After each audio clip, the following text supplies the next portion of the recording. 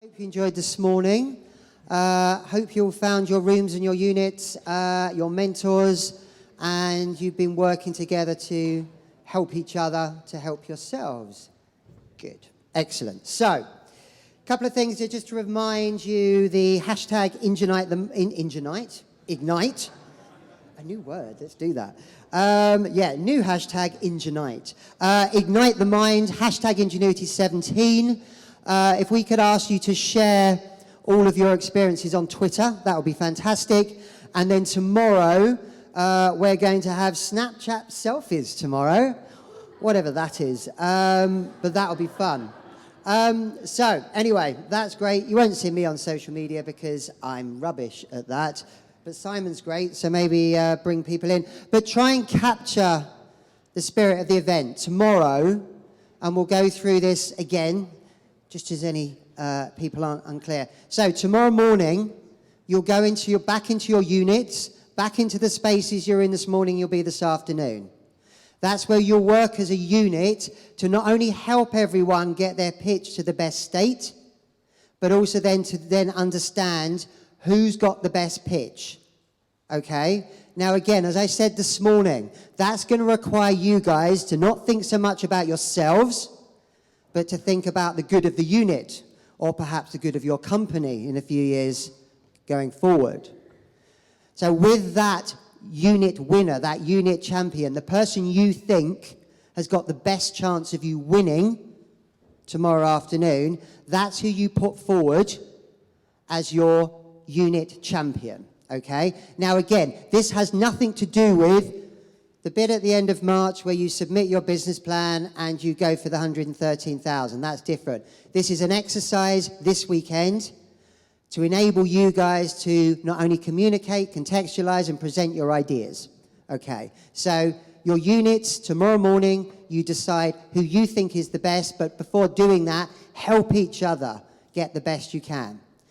Then after lunch, we're going to have a session where the first 15 unit champions and then the second 15 unit champions will then all pitch on this stage. It's a 3-minute pitch, and Rob will go through with you later elements to look at in that pitch. Did I say 3 seconds? Oh, good. I thought I said 3 seconds, but I didn't. So 3-minute pitch, no PowerPoint. You get up, you pitch, you're off. Next one, off. So high energy, we're going to have an app. You'll be able to vote on that. We're testing that this afternoon again. It will work. So 15-15. The top 6 of those will then go through to the final on the stage, which will be with a panel. And then there'll be a winner. And remember, the winner, not just the winner, but everyone in that unit, so the other 3 or 4 businesses in your unit, or the other 1 business, however it's worked out, you all get mentoring between the conference and submission of your business plan. Yes? Good. Excellent. I would take Q&As, but there's other people far more interested in me. So, anything else? What's on my notes? Let's have a quick look. No, I think that's it. Right, so try and capture the event, especially tomorrow morning. There's going to be loads of you pitching. And the point is, you're going into your units, but if you need to find somewhere quiet to rehearse, find somewhere quiet to rehearse. If you want to come up here, do that. But try and capture it. And try and capture it and get your business name in it. Everything you put the hashtags in the Ingenuity Lab is going to be circulated. So it's a good opportunity for you to get your name out there. And the other thing is, other people in other units can vote for you as well. Okay? So it's about how you get your name out there, as well as supporting your units. So, on to our keynote for today. Last April, we had the final, and a winner was crowned, and that was a business called 1/3 Stories, and that is Jonny, Pryn, and Alex Somerville. Jonny's here with us today. Now, since last year, I think the guys won 35,000 all in all from us. They then went on to do a Kickstarter campaign, which we really helped get behind. That went from 10 to 35. Yep. And then part of the Nottingham Ingenuity Fund, a sizable investment, then went into the business from that. Now, the point is with Jonny and with Alex and with One Third Stories, they were new to the lab through the competition, as many of you are. And we know, we can see already in this room, there's some exciting ideas. And Jonny joined the competition. Now, they were doing it themselves. You know, we're not taking, we're taking a tiny bit of credit for helping them. But the point is, we've really brought loads and loads behind them and really hopefully helped to accelerate their business over the last year. So, I'd like to introduce to you Jonny Pryn, and then after that... Creative director of One Third Stories. And we're the company that makes learning a language as simple as reading a story. If anyone does fancy tweeting about us during this, it's at One Third Stories. Please do, if for no other reason than the fact it's linked to our company's Slack channel, and the rest of the team will get really annoyed with all the notifications, so that'd be great. And so I've been asked to speak to you all today because last year we won Ingenuity17 after being sat in an event just like this, and we ended up taking home first place, the Vice Chancellor's Awards, a 10K grant, and some services in kind from some of the event's fantastic sponsors. And as you can see, it meant quite a lot to us. And the prizes and the support we've received from the lab have transformed the business, and they've allowed us to hit some pretty big milestones that I'm very proud of. But I can't claim to have the success and the experience that some of the other speakers you're going to hear from throughout this event have had. In truth, One Third Stories is just a year on from where a lot of you are today. In fact, if the caliber of some of the entries last year are anything to go by, a lot of you will actually have more traction than we do now. That being said, I've definitely learned stuff over the last year, and I hope that by sharing some of the things that have shaped One Third Stories, there'll be parts which are relevant to your own businesses. So I actually set up One Third Stories with one of my best friends, a guy called Alex Sunvell, who I've known for about 8 years. As you can see, we were always destined to be together. We had the same bowl haircuts. Our mothers clearly hated us. We were dressed in the same awful clothes. But the thing which really set us apart was the fact that we had very different experiences of learning a language. So Alex was actually raised in Paraguay. His parents were missionaries who came from England, and so he was brought up in a completely bilingual home. They spoke English and Spanish to him, and then when he went to school, it was more of the same. He was learning in 2 different languages, and so languages always seemed really fun and accessible. They were easy to him. And that's carried on all through his life. He's now learning his 5th language. He's gone for Russian this time, just for a bit of a challenge, I suppose. Whereas I was less fortunate. I grew up in England with a traditional British language education that I'd imagine lots of you are more familiar with. My French teacher actually had a really strong Cockney accent. Whenever I speak French, a bit of the east of London still comes through. I was raised on these awful grammar-heavy textbooks that I didn't really understand. And then I'd take them home, and my parents couldn't understand them either because they'd had the same experience. And that's still the case for millions of children today. And at a fairly young age, Alex and I decided we were going to be the guys to try and fix this. So while we were still at school, we set up a young enterprise company and started making these books about a penguin called Bib that were supposed to get kids excited about foreign languages and cultures. That's Alex wearing the penguin suit there. It was every bit as sweaty as it looked. We all took turns wearing it. There were a host of hazards. One of the other guys, Matt, he wore it at a Christmas fair one day and was headbutted in the crotch by a small child. So we were truly dedicated to this business. And we had a bit of success. We won some awards. We sold a few hundred books. But then A-levels came around, reality set in, and we gave it up. Fast forward a few years, and Alex and I are both at university. Alex is in Exeter studying languages. I'm here at the University of Nottingham doing an English degree that involved lots of creative writing and also linguistics, the science behind how people learn a foreign language.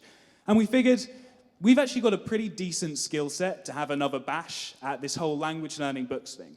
Apart from this time, we decided to do it with a bit of a twist.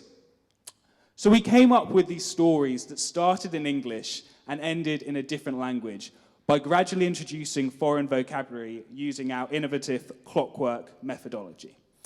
And this was where I was going to show you an example of that, but I helpfully left it out of my deck, and I'm not going to embarrass myself by trying to do my Cockney French accent on stage. So if any of you are interested, I've got a book with me here, which I can show you later.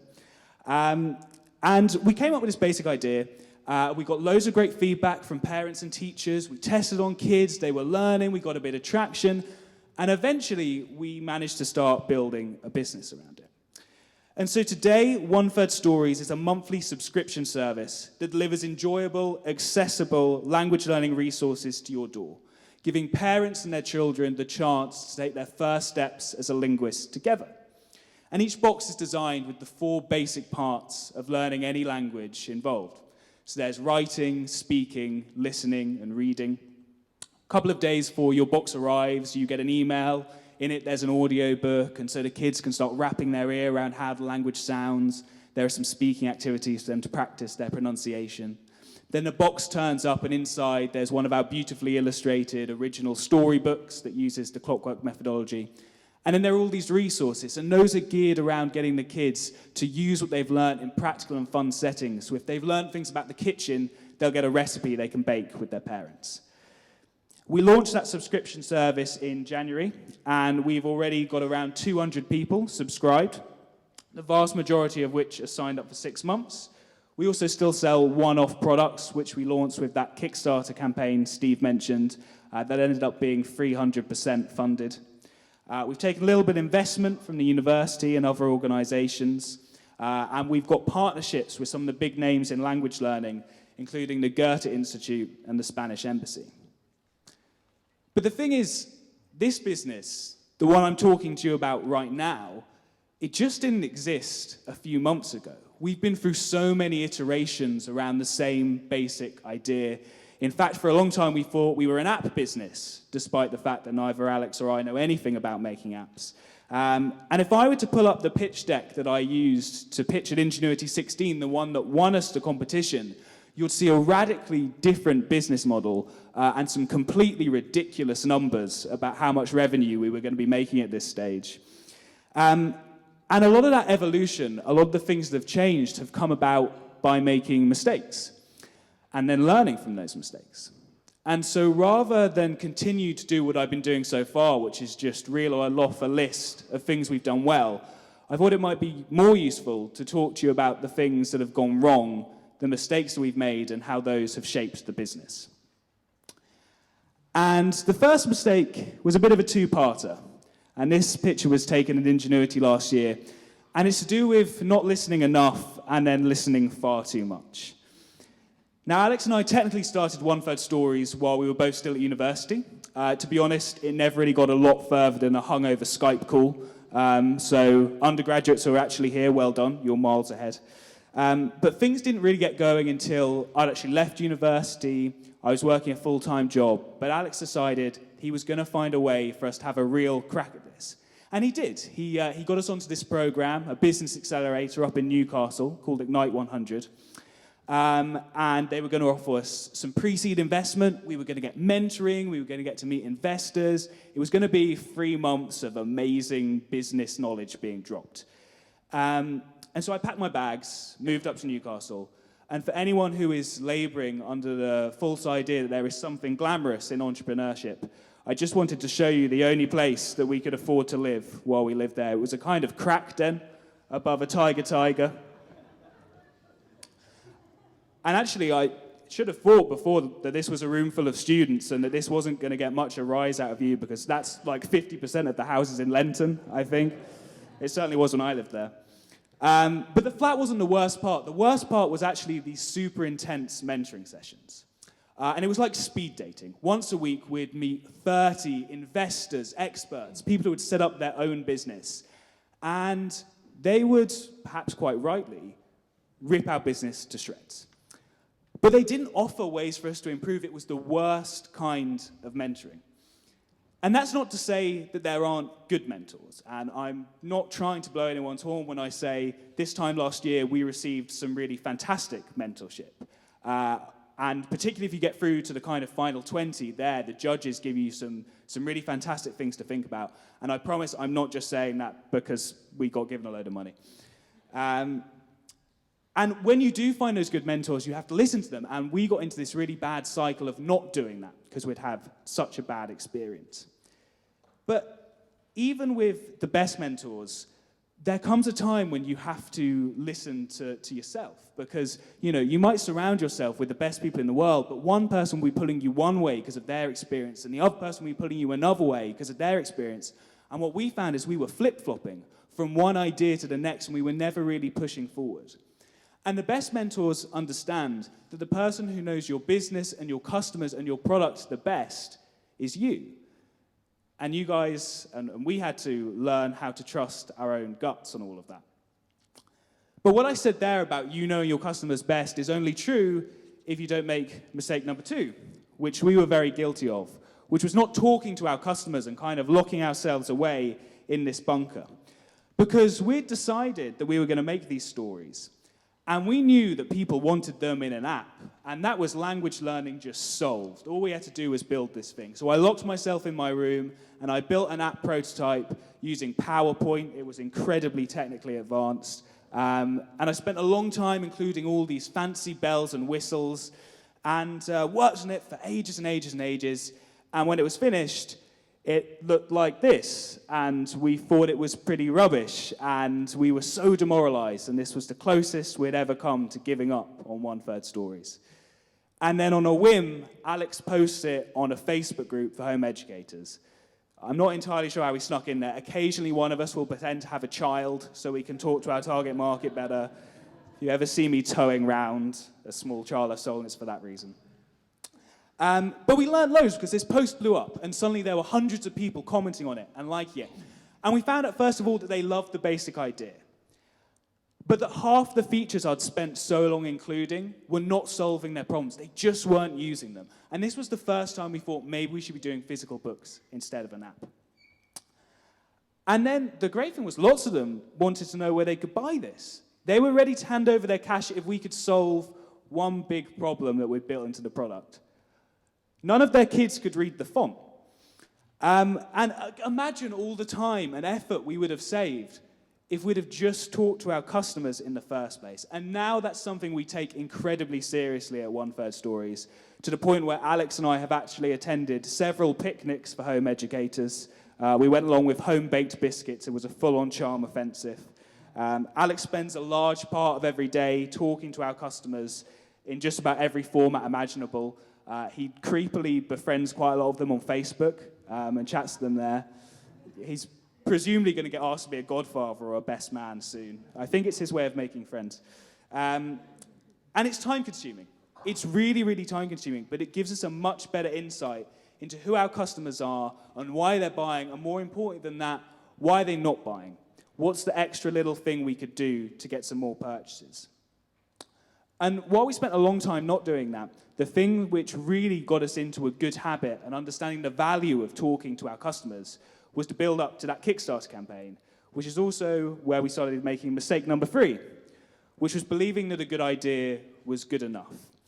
And I think a lot of people do this when they're launching a business or a product, and particularly on a crowdfunding campaign.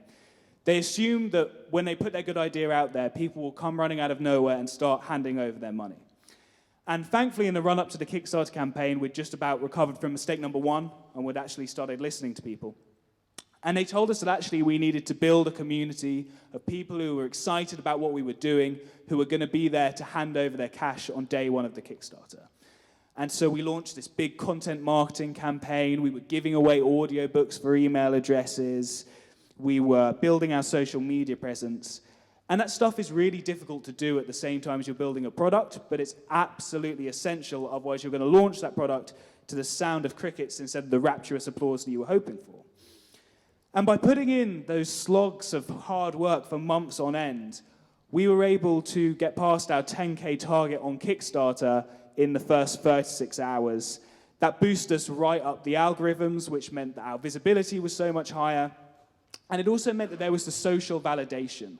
People on the other side of the world who had never met us decided they could trust us with their money because other people had, even though we were just two young guys with an idea. And that really snowballed. And I think the greatest example of how that focused work at the beginning can lead to something bigger came when midway through the Kickstarter campaign, we maybe had 1,000 people backing us at this point, and we got a call from a very angry German person. They wanted to know why we were only offering books in Spanish, French, and Italian.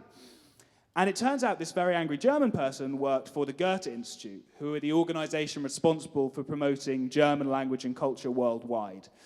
And long story short, it was a very savvy business move, leaving out the European country with the strongest economy, because they decided that they would like to pay for us to make the German version.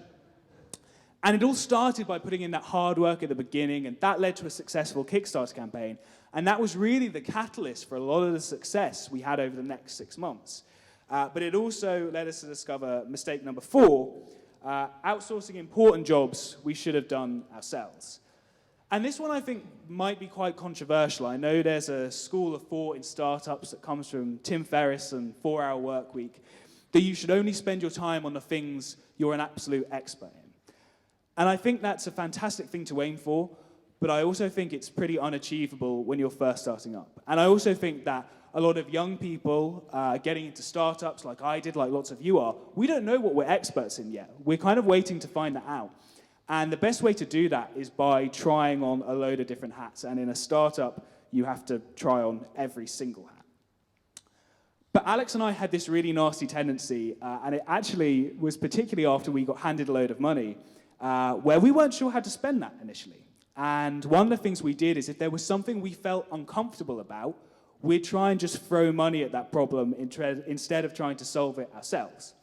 So in the run-up to this Kickstarter campaign, we knew we wanted to do some paid advertising. We also knew we were rubbish at paid advertising, so we thought, let's hire someone to do it for us. And there's a company called Funded Today. They specialize in getting paid marketing for people who are launching a Kickstarter. They've got this incredible track record, so we handed over a load of cash, and I think they got us 10 customers. And it was a big wake-up call for us, and we spent a long time trying to dissect why this hadn't worked. And I think it's because we just didn't fully understand the problem. We hadn't spent enough time trying to tackle it ourselves, so even when we brought the experts in, we could give them no information about the best way to tell our story or what messages worked with our customers. And I'm not saying that you should never work with anyone else. I definitely wouldn't be standing here if I insisted on illustrating all of our books myself. I don't think my B in art GCSE would have got us very far. And neither did I try and translate the German version for our book with Google Translate and a wing and a prayer. But there definitely has been a consistent pattern where when outsourcing and working with others has worked for us, it's because we took the time to understand how they were going to fix that problem, even though they had much better skills than we did. And we still take that to heart. This picture was taken just last week. This was when we were shipping out our first batch of subscriptions, and we decided to do it all ourselves. We've all got pretty sore backs afterwards because there were 200 boxes to pack up, and apparently we decided not to do it on a table. I'm not entirely sure why. But it was a fantastic experience because now we understand the problems that whoever we hire in the future is going to face and how best to get around them.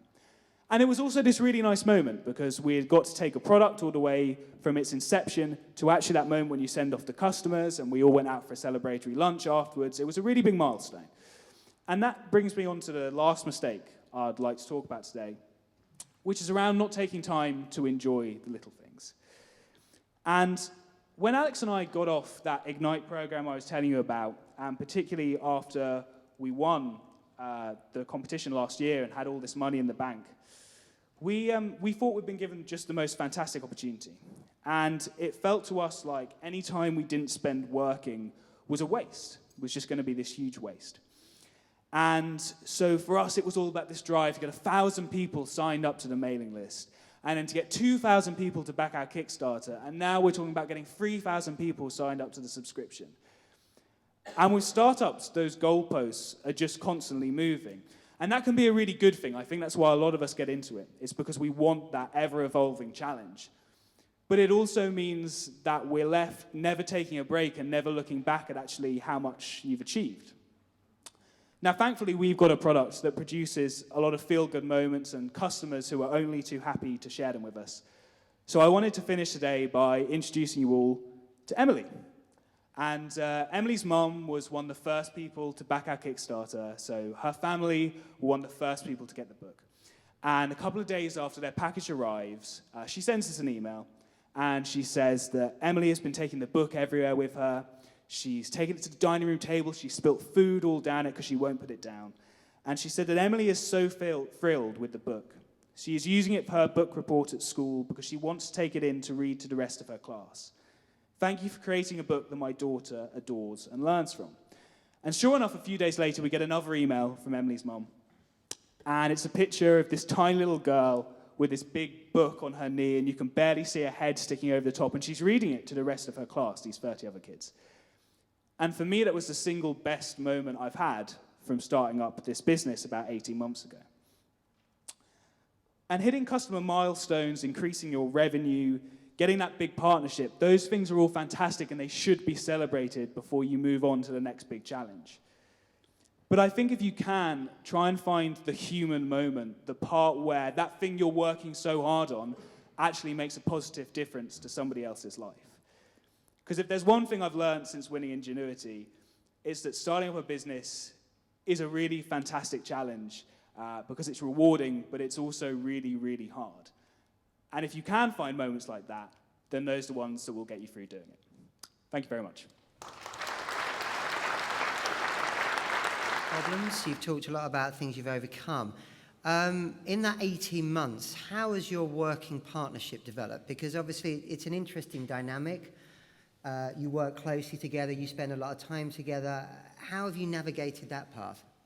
Yeah, I mean, Alex and I do have a ridiculously close relationship. There was a time when he was sleeping on my sofa and leaving his pants everywhere, which is not kind of the most professional of relationships.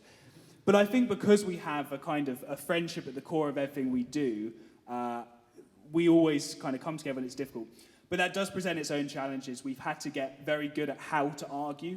It's basically like, they say, in an actual relationship, you need to get good at arguing with your partner. It's the same thing. You need to get good at arguing with your business partner. And so Alex and I actually try to have constructive arguments rather than just calling each other stupid. And I think it works. And if you can get a startup with a friend, it works fantastically. Brilliant. So, questions. Hands up, please. There you go. Brilliant. Hi, with your funds that you won and the other funds that you had put into the business, I was just wondering what your decision-making process was in allocating that, kind of the opportunity costs that were available as you allocated those funds. Sorry, was that, so how did we spend the money we won from Ingenuity, Yeah, basically? pretty much. Yeah, so it really was. So I don't mean to belittle the question, sorry. It was difficult. We had never been in a position where we'd had that much money before. We were suddenly sat there with 25k in the bank that we had never expected. And it was difficult. And as I said, I think we needed to make a bit of a mistake with that money. We needed to throw it at something that didn't work to learn just how valuable a resource it was. And Steve and the rest of the lab, they were really helpful in kind of actually showing us the areas where we could spend that and where it'd be useful. And so one of the first things that we put it into was just our salaries, just because if you could not worry about money and just worry about putting your all into the business, then really the greatest asset you can buy is your own time. And that made a huge difference. And then we've tried to be very, very frugal. We've never really raised a proper round. We did a pre-seed round. We took a bridging round from the University of Nottingham. But we like to consider ourselves a bit of a cockroach of startups. Of that kind of Ignite program I was talking about, there were 10 companies on it. We're one of only 2 or 3 left alive. And so we deliberately don't spend money that quickly till we know it's the right thing to do because of this process of kind of evolution I was talking about. So I think we've actually still got some of that Ingenuity money that it's not that Ingenuity money, but it's allowed us not to spend other money that we've had in so we can kind of keep going.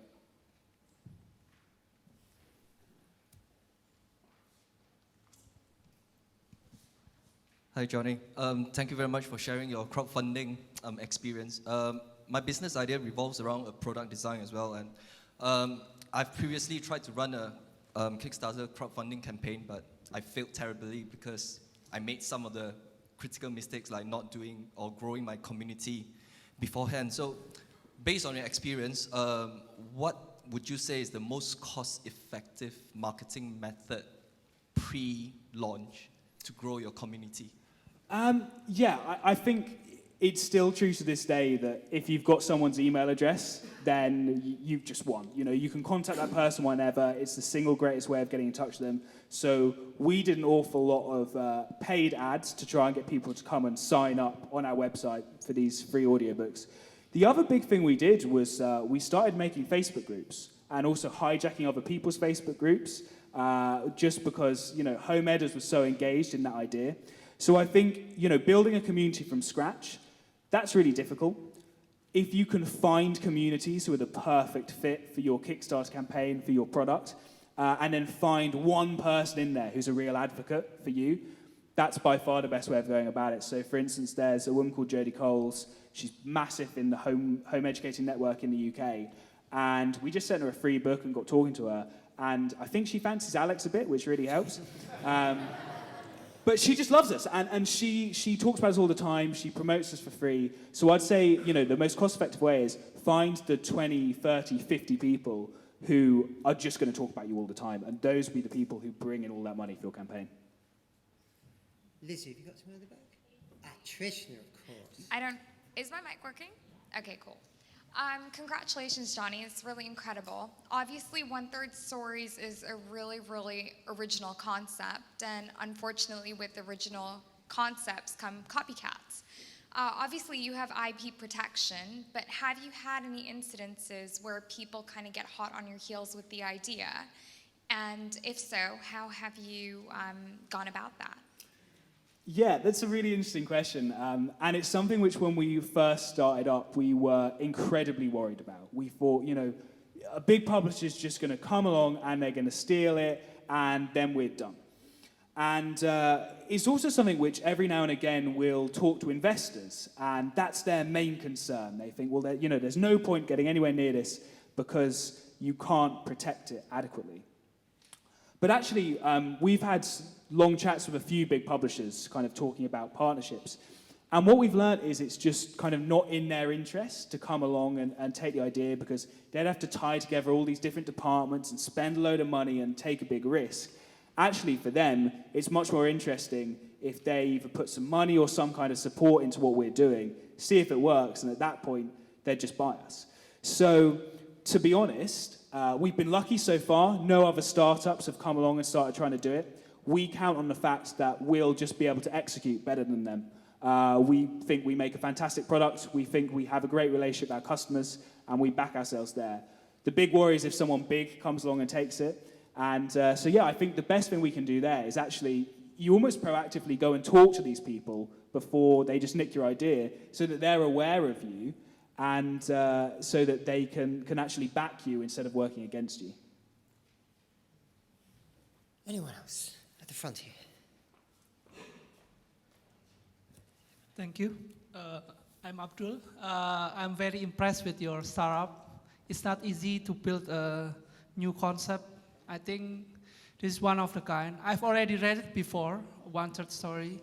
It's remarkable. What I need to know is, you already told that you have transformed the business model, I guess. So can you tell us how you transform it and why you do that and when? Yeah, Thank you. Absolutely. Thanks for the question. So when we first started out, we generally thought the best way to deliver this was an app. And when we started talking to our customers, we learned that nobody wanted to stick their kids in front of a screen as another solution. We learned that people still love physical books. It's kind of still the area of the market that's growing. And we also learned that it's really, really hard to make money from apps. I remember kind of sitting down and we crunched the numbers around just how many apps we needed to sell at the kind of standard app price to pay for our own meager salaries. And it was so terrifying, we ended up going to the pub. And so then and when we launched the Kickstarter campaign, there was still a digital element in it. We were still kind of offering apps.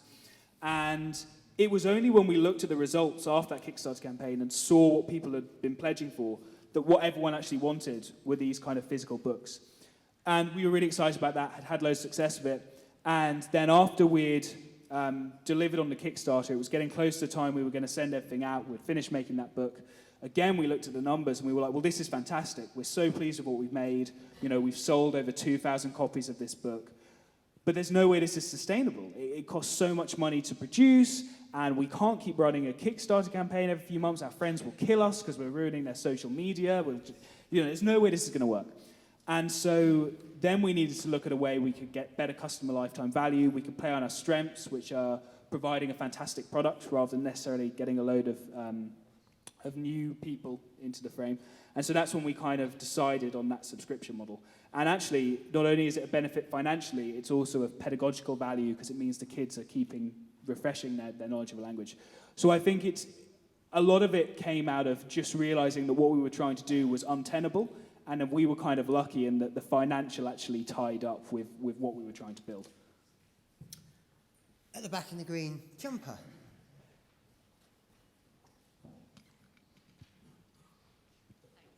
Hi, I was just interested to hear a little bit about where you think it's going to go in the future and whether you think that'll go into the school education system. Yeah, that's kind of an exciting question. Thank you. So at the moment we're focused on growing the subscription model. We've got customers all around the world. It was one of the interesting parts of launching a Kickstarter. I think that we sent books to really weird places. It was kind of exciting sending them all out. In the long term, we want to grow this to do other languages, particularly kind of switching it up and actually teaching English as a foreign language. We also, we'd love to see it being used in school. And the central thing that drives us is we just want to make languages more accessible to everyone. So at the moment, we're kind of a premium product. One of the big things we want to do is kind of offset some social impact by then offering this free to certain schools and also using that then as a marketing platform. So in the short term, I think the big goal for us is to grow the number of subscribers and then to grow the number of languages that we offer the products in. Okay, one more question. Anyone? At the front. There we go.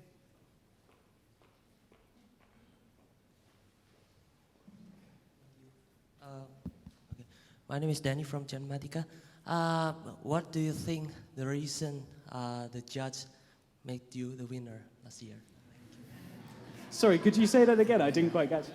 What do you think made the judges make you winner last year? Oh, I mean, I have to admit, like it genuinely, and I'm not just saying this, was a real surprise when we won the competition. I think particularly because we hadn't had any involvement with the lab before, and so we were kind of worried that was going to be held against us, and actually no, everyone is just on a complete level playing field when they enter this competition. And then we've been lucky because we've been able to be supported by the lab following on from that. I think the one thing which Alex and I have got pretty good at is telling our story and turning it into something compelling. And we always made sure we really did our homework. We'd really practiced that pitch over and over again to the point where we knew every single time we did it, it was going to be 10 minutes long and we were going to have explained ourselves perfectly. And I think it's just about communicating the enthusiasm for your business. There are loads of people who could start up a business. There are people who are, smarter, who are harder working, who are, all sorts of things, who are experts in something. But if you've got the enthusiasm, then you're the right person to make it happen. And I think if you can convey that when you're talking to the judges, that really comes across and will ensure you do well. Brilliant. Great. Okay, thank you very much, everybody. I think you'll agree.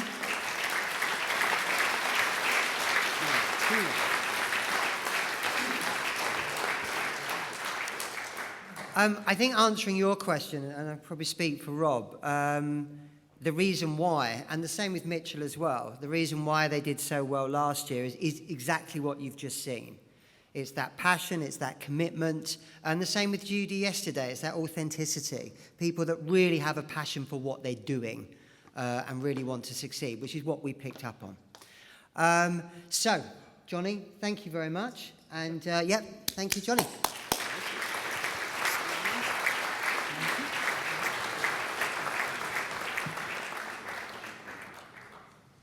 So, am I on?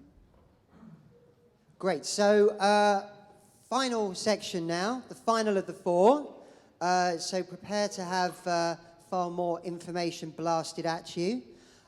This section is on finance. Before I hand you over to Rob, just a reminder about the YouTube channel, because there's a couple of seminars on there that really go into detail around deeper around raising finance, different options, those sorts of things.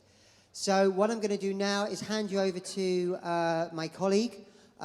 He founded Catapult Ventures, and he's also the professor in professional practice for venture capital and private equity. Is that it? Your title? Great. So please welcome Rob Carroll.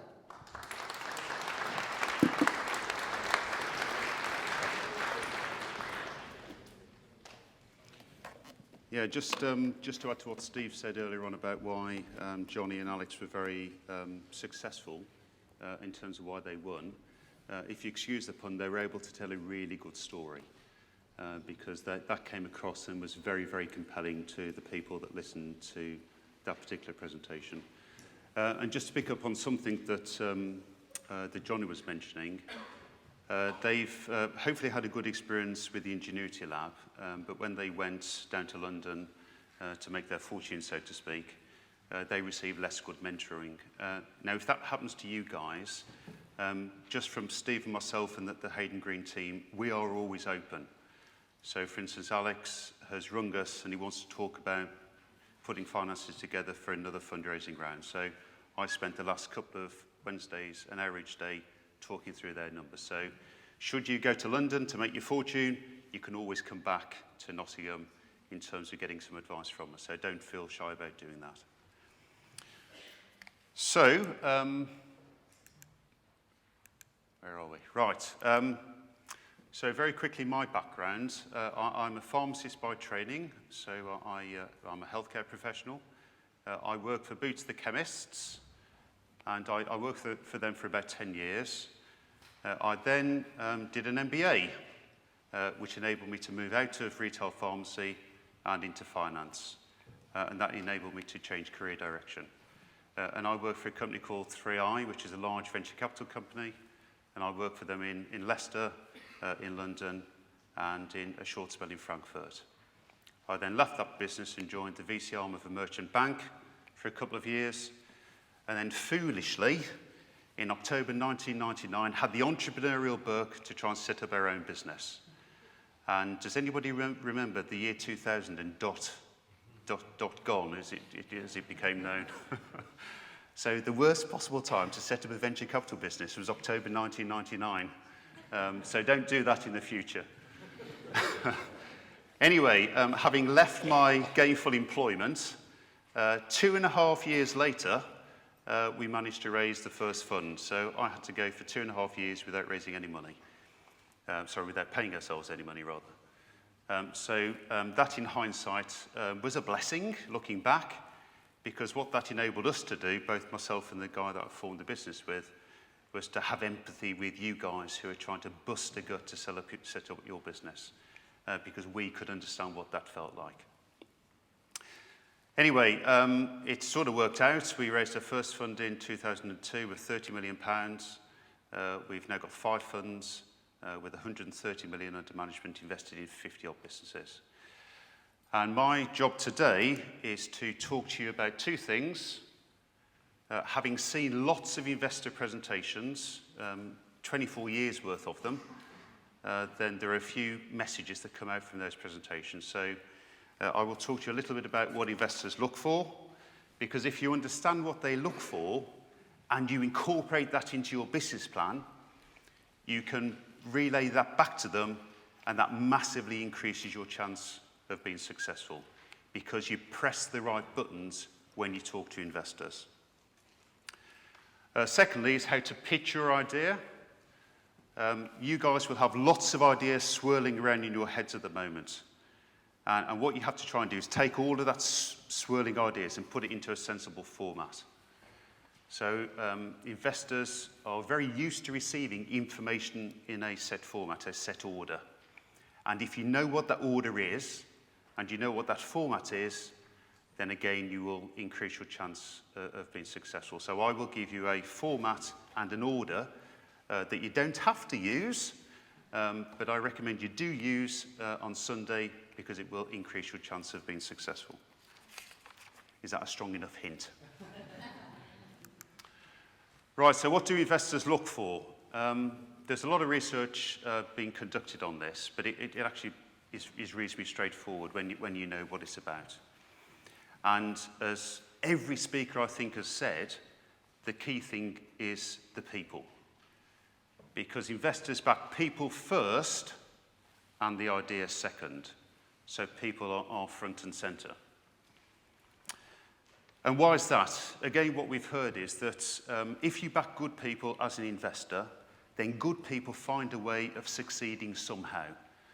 I think Judy mentioned, didn't she, that the business was in Nottingham, obviously, and she had to travel to Glasgow to make a delivery and throw some fake tan in the back of a van. And she drove over the weekend to make sure that delivery was there. So good people make things happen somehow. And I suppose that's hardly surprising that people are key, because when you guys start your business, there's only two things in your business. There are human resources and there are capital resources. And what tends to separate good businesses from bad businesses is when really good people make wise choices about what to do with the cash. The second point that you should mention, as Andrew mentioned yesterday, and that is, are you targeting a large and growing market? Investors will be listening for that, because they know that you're more likely to make money if you're targeting a large and growing market. Now that sounds very obvious, doesn't it? That you're going to be more successful in a large market than a small and declining market. But what people tend to forget is they get so engrossed in their idea with the app or the technology or whatever it might be, and they fail to zoom out and just double check that it's an attractive market that they're targeting. Because if it is, you're likely to be successful. If it's not, you might well struggle. The third thing that investors look out for and listen for is a unique selling point. So what is different about your idea that is going to beat the competition? Why are you going to win? What's better about it? Why are you going to succeed? And the fourth point, or the last point, but not least point, is you guys are young. That's great. You're probably inexperienced. So what investors want to know is, does anybody else believe in your idea? Have you got a supporter that is maybe a bit older, maybe got grey hair or no hair, who believes in your idea, who maybe will guide and mentor you, or indeed put some of their own investment in? Make sure those points come out in your presentation on Sunday, because that's what the investor wants to hear. So a few assumptions. Whoops. A few assumptions that you should make on Sunday. You're not going to be presenting to this lot because they're far too scary. You will be presenting to a similar panel as last year, i.e. Hayden Green colleagues. You're probably going to want to ask for up to £250,000, because that's the sort of amount of money that people tend to ask high net worth individuals for. It will be a time-constrained environment. So when you do this, I was going to say in real life, but it is real life on Sunday, isn't it? Because you're doing it for real. But when you go out and raise money, you may present to 40 or 50 business angels. And you'll probably be given a half-an-hour slot in a swanky hotel in Nottingham or in London. And that half an hour breaks down to 15 minutes presentation, followed by 10 minutes of questions, and then 5 minutes for the next company to come on. So that is a high-pressure environment, and you have to get your message across in that time. You don't have 15 minutes tomorrow. You have 3 minutes. And the reason that we've done that is that it is very difficult to try and get your idea across in something that somebody can understand in such a short period of time. So if you can do 3 minutes, 15 minutes will be an absolute breeze. And the mistake that people make is they try and talk about too much stuff in that 3 minutes. So the maximum that you can sensibly talk about is probably 5 or 6 sections. So when you go away and think about how you're going to pitch, try and restrict it to some of the headings that I'll suggest in a moment. Because if you don't do that, that won't come across clearly, and you probably won't finish in the 3 minutes that you're allocated.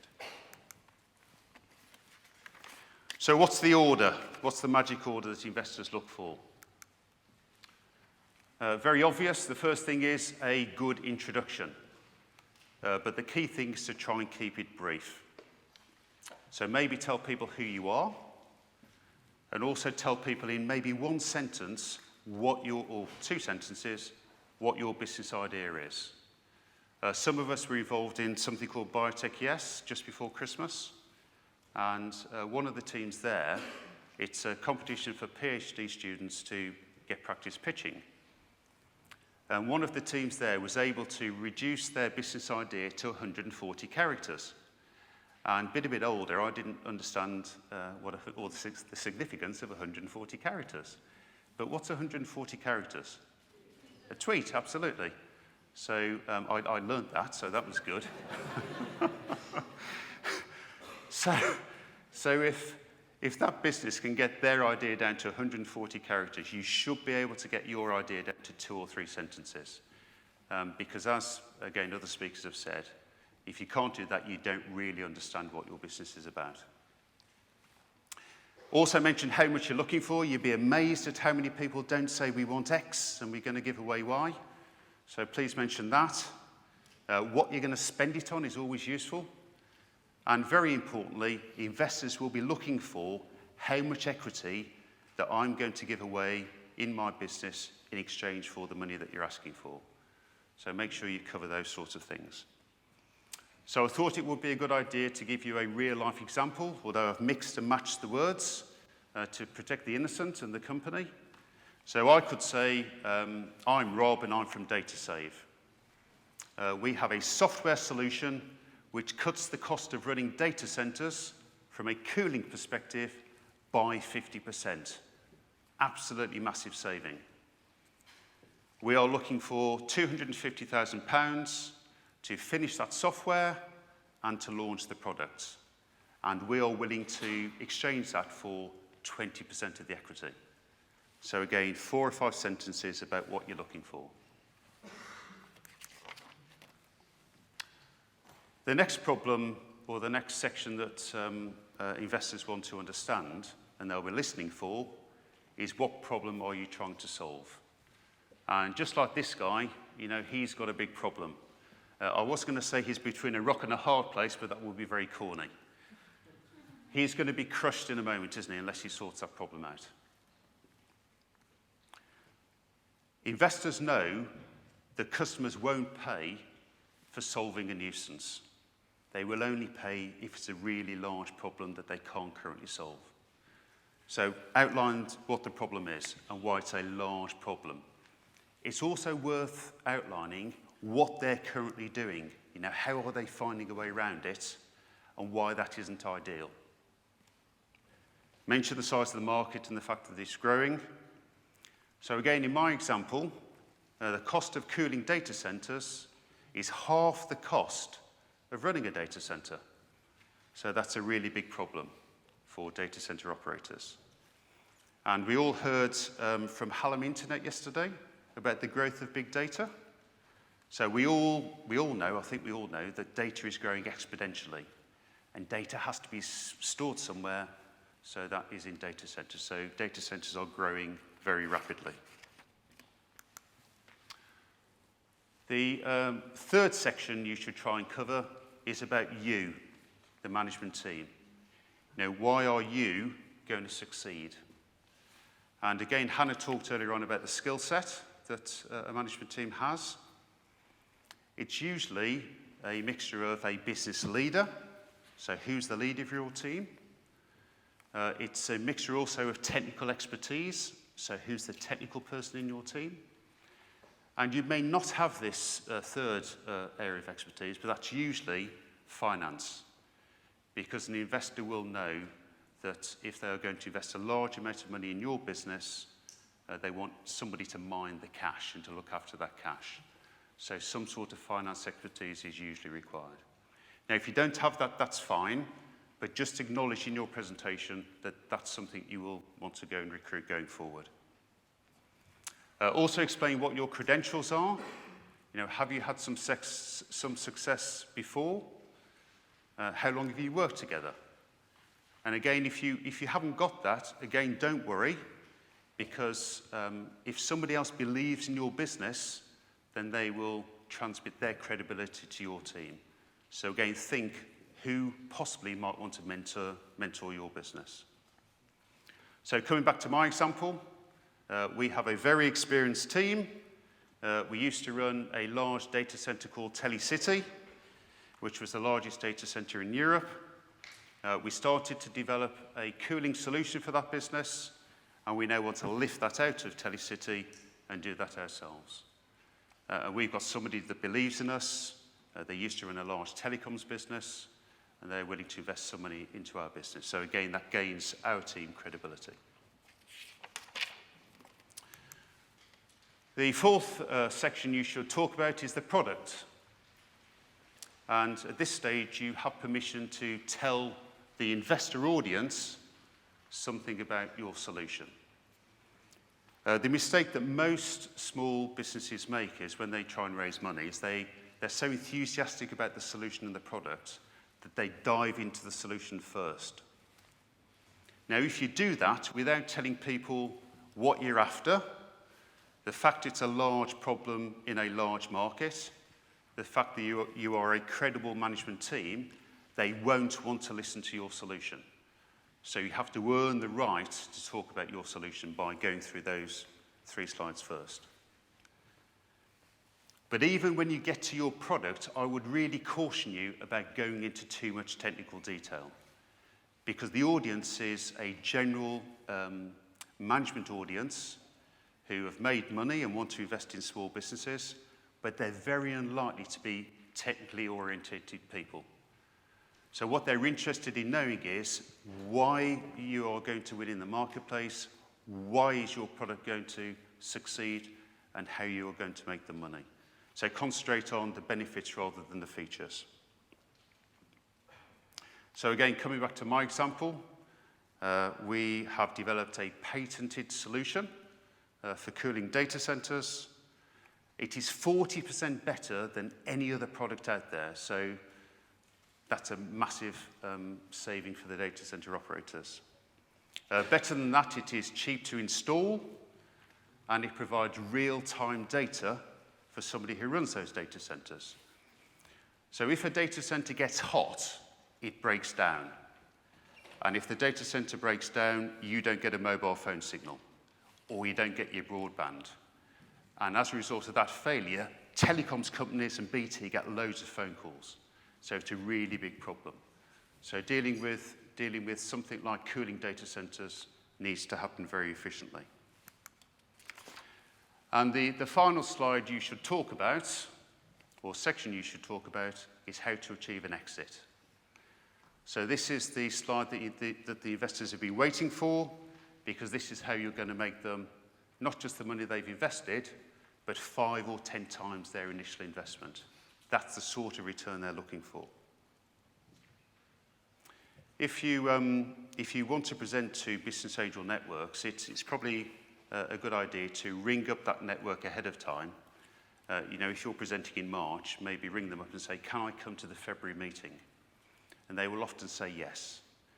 Because if you go the month ahead of time, you will get a really good idea of the questioning that people question companies, but also the order in which to do it. If you are lucky enough to go to one of these investor presentations, you will see the company presenting, and when they get to this slide, if you turn round and you look at the audience, you see everybody look up, and you see everybody lean forward, and if they're like me, they do this because they can't really hear.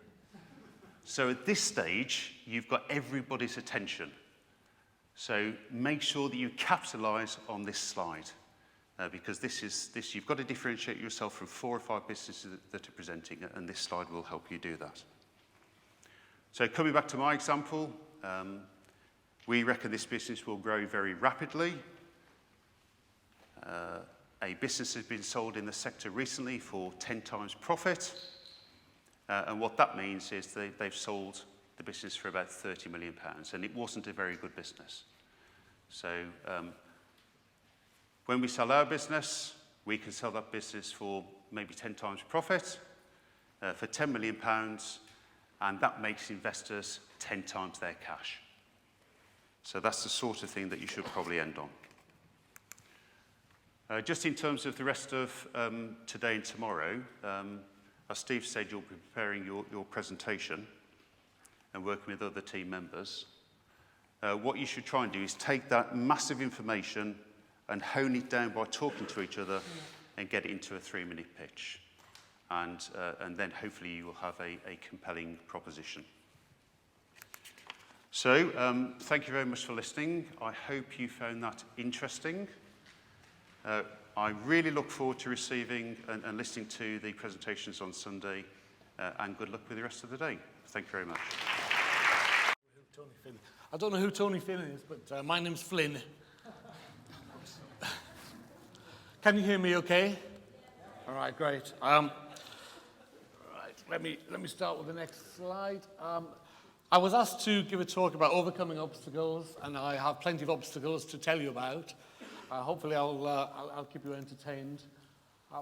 Basically, in April, let me step back one stage. I've got a degree and a PhD in chemistry. I've done research, development, technical management. I've done about 10, prior to starting up Onyx Scientific, I'd done about 10 years of business development in pharmaceutical chemical industry around the world. And I've done business development in 36 countries around the world, so I've worn the shoe leather out a little bit. But we had an idea. In April '99, both myself and my number 2, Steve Bone, who came to be my number 2, were made redundant from our previous employer. And rather than find a new job, I thought, well, we'd already been looking at starting our own business. And I thought, let's not find a new job. Let's just focus on getting a new business off the ground. Steve was all for this. Steve and I, if he hadn't been made redundant as well, that might have been a little bit more difficult had I been working on my own. But luckily for me, he was, and we both put our heads together and started looking. And started really talking to a lot of investors, started talking to advisors, the sort of people who, as Rob said, have got grey hair perhaps, or none, large bellies like me perhaps as well, people with a bit of experience, and we just weren't really sure whether we'd be able to fund the organisation.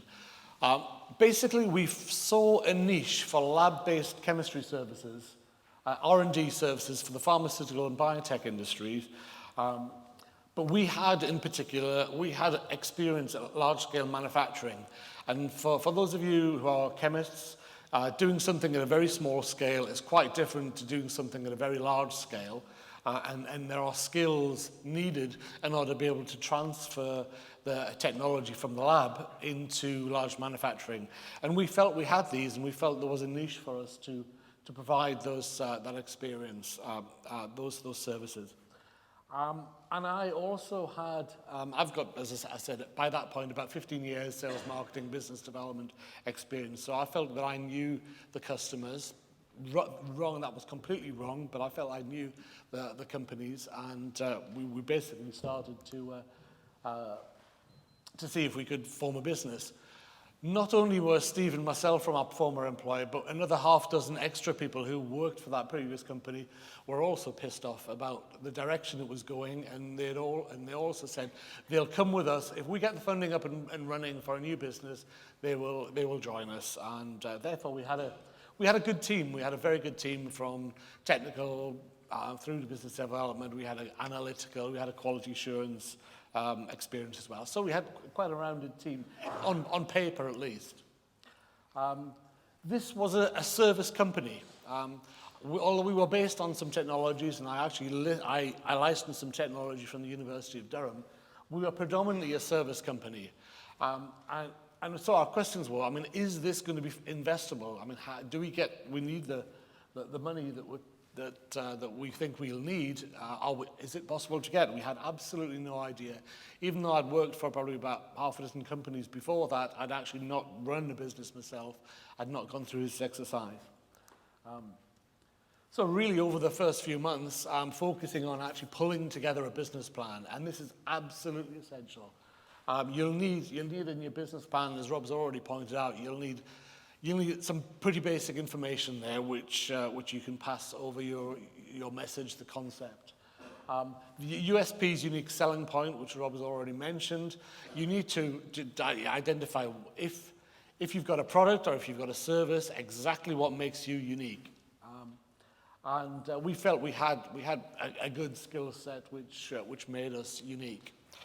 The team, as I mentioned before, the team, a fairly rounded organization. I actually took the short straw. I would be the chief executive of this new company. Steve would be the technical director, and we had various other people to run other roles. So we had a very good team in place, in principle. The business plan also describes the market, particularly the customers and competitors. It's really important to understand the dynamics of the market. Is it growing? It obviously has to grow unless you've got something that's really unique. The customers is very important. You have to define who the customers are. In fact, and I knew quite a few of them. At least I thought I did. It turns out that the organizations that I knew, there were different decision-making units within those companies. So a big, large pharma like Glaxo or Pfizer or AstraZeneca, yeah, we'd know the key people that we'd sold services to, but it was a different group of people who would buy the services of our new organization. And we were about to find that out. And when we put our business plan together, I'd actually asked a few customers to give us letters saying that if we know these people fairly well, if they provide the company doing the right services, then potentially we could give them business. There's no promise of giving you business, but it was an endorsement, a subsequent endorsement. And you need to understand the competitors. What are the competitors doing in the marketplace? And for us, getting into this marketplace, there was one of the competitors was actually charging £18,000 per month per chemist. Now that looks and sounds very good. In fact, it is. But that was back in the late 90s, and the market prices soon crumbled after that when various companies, including ourselves, got into the market. So you have to be aware of that. So our business plan included the competitors. It included all of the issues about marketing, the product, the price, how you promote it and where you promote it, and the 4 Ps of marketing, absolutely vital. How you would how you would achieve that. And I felt that I was fairly well qualified to that, because obviously I've been involved in business development marketing for quite a few years.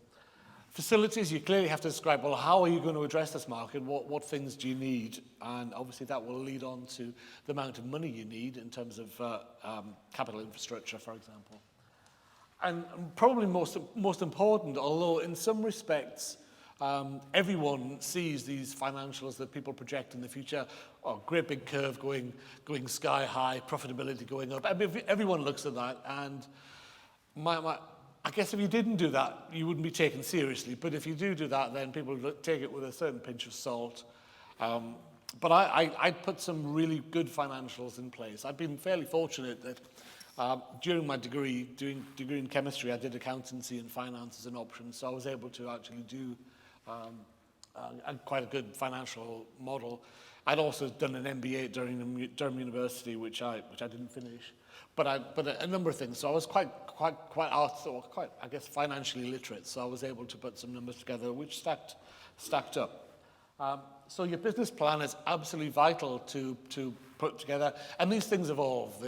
When you talk to somebody, it evolves a little bit further. It gets more refined, and so on. But you need to you need your business plan. That's absolutely essential. Don't forget the money here. Obviously, we were able to put in some money ourselves. For myself, I put in about 25k initially. That was a bank loan. Steve Bourne, about a similar amount. And we brought in a couple of people with a little bit more experience.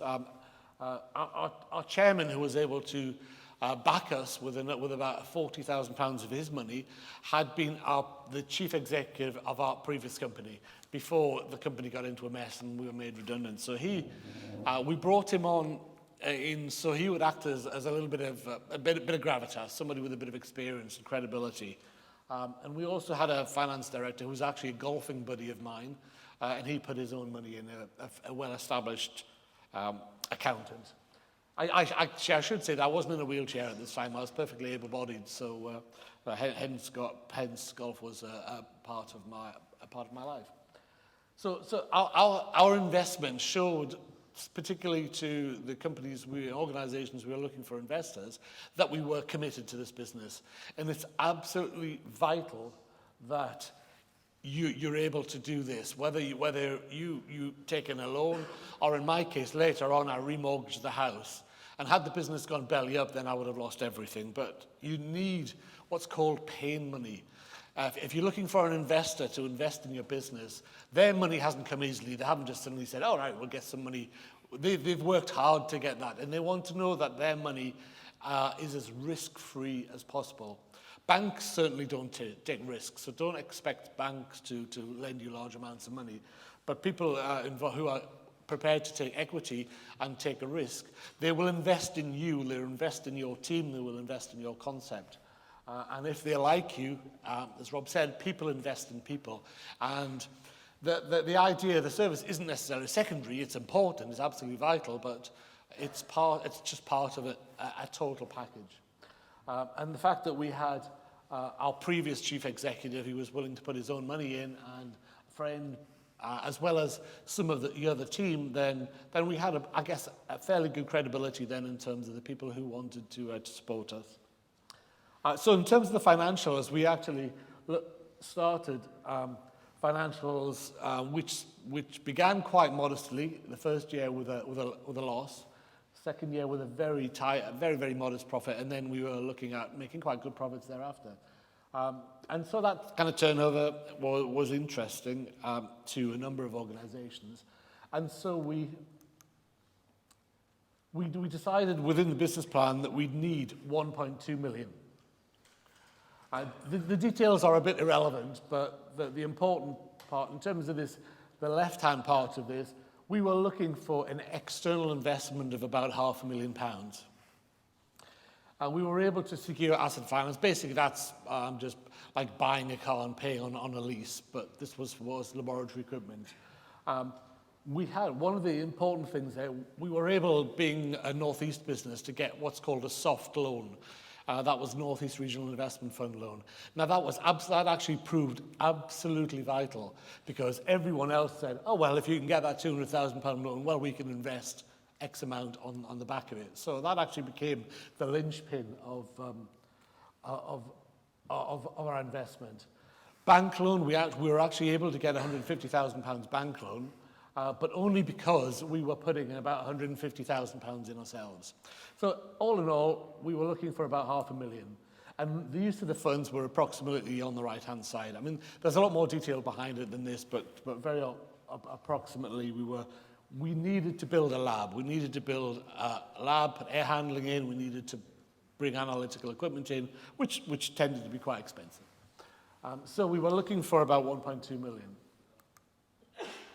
So we were talking to various investors, a number of venture capital companies, and at one time we pitched at an investment forum, Northeast Investment Fund in Newcastle, and we were able to generate, on that case, some interest in a business angel consortium. Now, this is a group of business angels, people who come together, they co-invest with each other. That reduces their risk. It obviously means that their stakes are a little bit lower, but there are a number of these around the country, and they're interesting to talk to.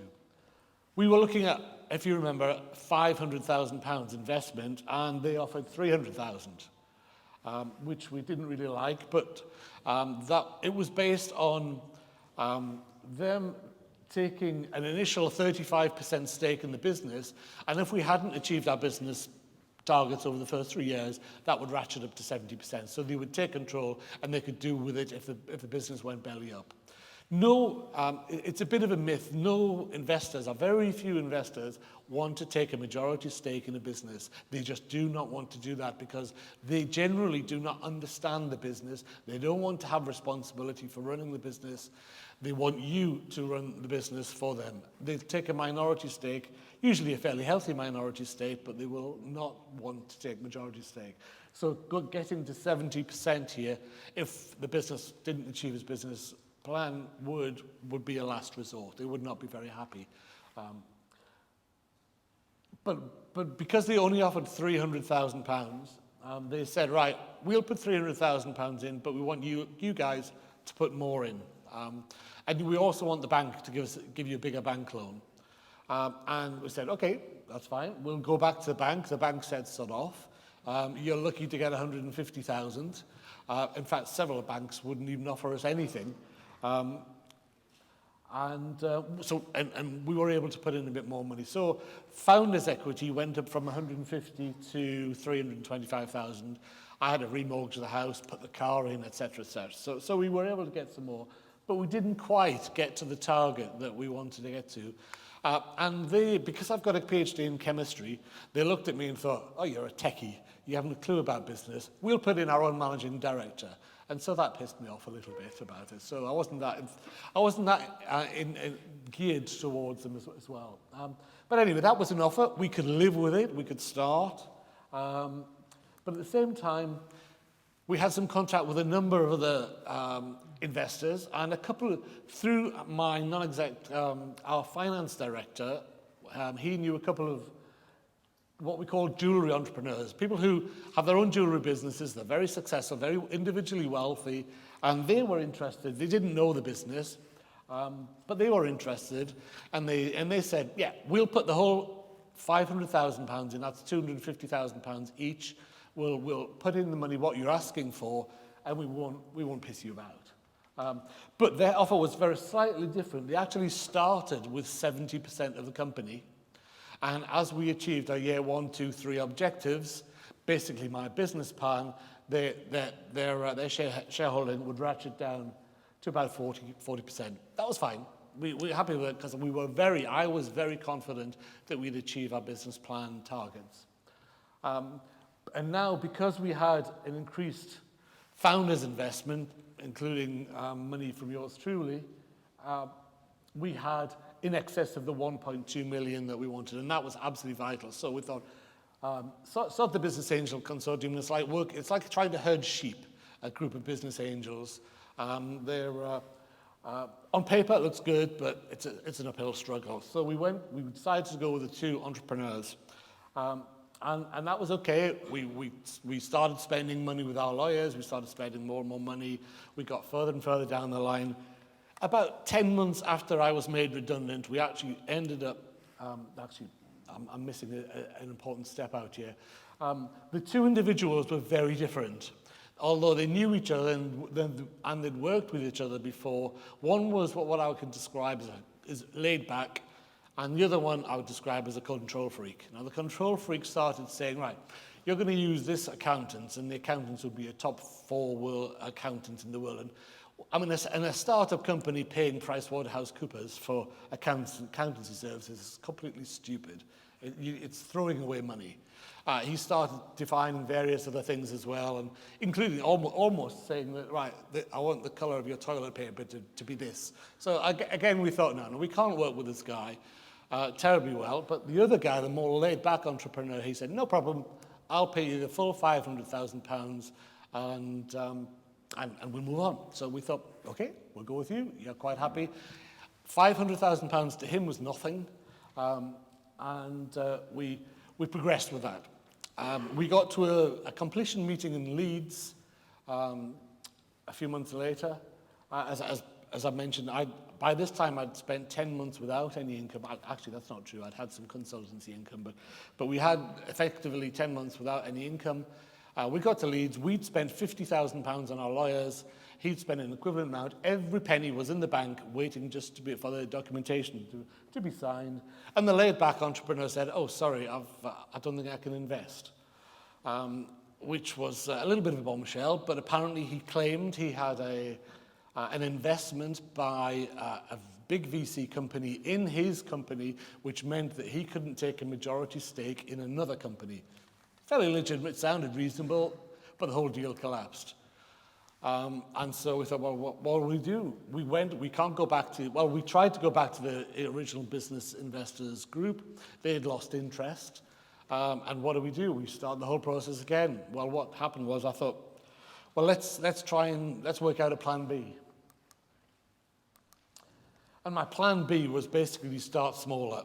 Instead of spending all of the money on the equipment, spend a small amount on equipment, and then bring in funding at a later date. And I put a business plan together over the next few weeks, and the investor, the laid-back entrepreneur who let us down, was feeling obviously very guilty, and instead of the 500,000, I persuaded him to put in 80,000 into the business for a minority stake. He was quite happy to do that.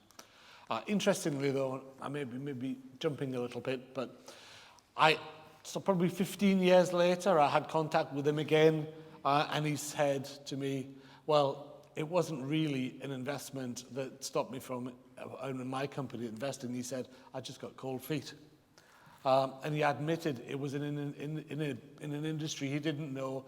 And even he thought, £500,000 is a large sum of money to risk on something he's got no experience of. But that was okay. He invested his 80,000, and jumping ahead, when we actually ended up doing a management buyout 7 years later, he got £800,000 for his 80,000 investment. So he got 10 times what he put into the business. So he did very well out of it. He would have got a hell of a lot more if he'd stayed at that point, but that's his loss. That's his loss. Anyway, we started on the 6th of June 2000 with no customers, the best part of £1 million in the bank, and really no labs, no facilities, so we had to invest in facility, and it's actually quite frightening to watch £1 million disappear and have nothing to come in and replace it with. It's quite frightening. But I was so confident in the business plan, I took a salary from day one, and so did Steve, and so did the rest of the team. Slightly reduced salaries because, of course, we weren't into taking the mickey, but we took salaries right away from day one. And we started in June 2000. I remember I licensed some technology from Durham University, secured some large sales, and went on to actually start developing business with our pharmaceutical biotech customers. And it was then that I realized that the people I knew, there was very few people actually who bought in our services. So we had to start from scratch. But we had various crises. Nothing is easy, and nothing is easy if it's worthwhile. If it was easy, everyone would do it. You just have to try and overcome some of the barriers. We had a productivity crisis. If anyone wants to ask about the details of that, I'm quite happy to talk about it. But one of the major issues is some of the team had basically big company experiences. And people who've worked in big companies have a rather extended, much more relaxed time scales than people who work in fast entrepreneurial organizations. They say, all right, we'll do something, we'll refine it, we'll get better. But quite frankly, that doesn't work. You have to have a different mindset in a small business. We had a cash crisis. Even though I felt that we'd had enough money, we still had to bring in extra money for a while, and some of the other individuals gave us some more money. We had a crisis over business insurance a little bit after that. And we were growing fairly well. We were very close to my business plan for the first year, second year, and third year. So I was very pleased that we'd pretty much hit our targets. Unfortunately, my number two, Steve Bone, died of cancer in July 2003. He'd been out of the business for about 6 months, just going downhill. But a month before that, I had my accident where I broke my spine, which has put me in the wheelchair. and lots of other things besides. So I was out of the business for a long time as well. But one of the important things in this, and I would recommend every single one of you, particularly when you're small, you've got to get key man insurance or key person insurance. You've got to get it. It's absolutely vital, because if you're out of the business for any reason, the business can just trundle on without any problems. And I was insured for £1 million. The business got £1 million for my accident, because a spinal cord injury is considered as bad as death in terms of insurance is concerned. So basically I'm dead. Steve died. He literally did die, of course, but he got £250,000. We got £250,000. So in that year, we actually made a trading loss of about £300,000, which for any business, that would have been a very, very hard pill to swallow. But because we got £1.25 million in insurance payments, and make sure that they're not taxable as well, you've got to be very careful about that, we were able to survive. We had a few other crises, etc. Before, probably the first upside was the management buyout in 2007, where we paid off the people who invested with us in the first place. And that's when the jewelry entrepreneur got 800k for his 80k, and some of the other people who invested right at the beginning wanted to bugger off and take some money. And so that was good. But that, for me, allowed me to increase my shareholding to a sensible amount. So I was quite happy about that. And this shows some of the financials over the period of time. The little white, I should actually have it as red, because that's a loss. As you can see, we did about $250,000 the first year, small profit second year, very good profit third year, and then that was the year when I had my accident, Steve died, and we had to bring in the insurance. And things grew very well, as you can see. Up to that point, I mean, that was quite a good turnover, 4.5 million or there, with the best part of £500,000 profit. So it was a good business. And actually in 2007, we did the management buyout, and we were able to bring in more funds. And this time we didn't talk to business angels. We wanted to pay off the jewelry entrepreneur, the finance director, and the chairman. And we were able then to talk to VC companies. We'd now had quite a bit of successful history. We knew what we were doing. And bringing in money is always the case. When you don't want it, you can get it. So we were able to bring in a couple of £1 million worth of equity and about £1 million bank debt. So that's why we paid off the management buyout. And that was successful. And of course, the credit crunch screwed the business up in 2009-10, but that's another story. So that's basically ourselves. I guess you've got to be fairly determined. You've got to look at the positives. Everything's an opportunity. And if you think about things in those terms, then you can overcome pretty much everything. So thank you very much for your time, and happy to answer questions.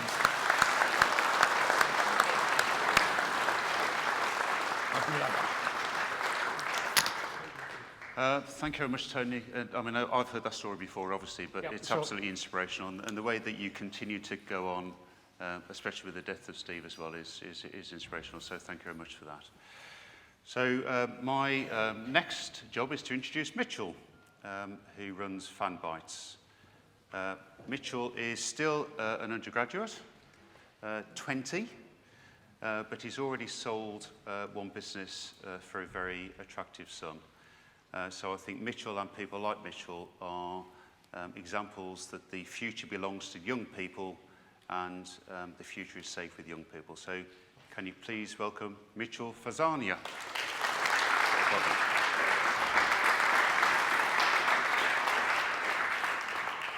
Hi, yeah, so as Rob said, my name is Mitchell Fasanya. I was also a winner in Ingenuity17 last year. I won $25,000, a mixture of cash and benefit in kind. I've been asked today to basically speak to you about funding and getting funded when you're young. As a student, it's especially difficult. So I'm going to be speaking to you about that in a little bit. I thought I'd just give you a quick overview about myself, how I got where I am today, and my journey. I've come from a tech background, so I started coding in year 6. I guess I was probably 10 or 11. I was probably like one of the nerdiest kids in school there, after school, coding away in the computer room after lessons.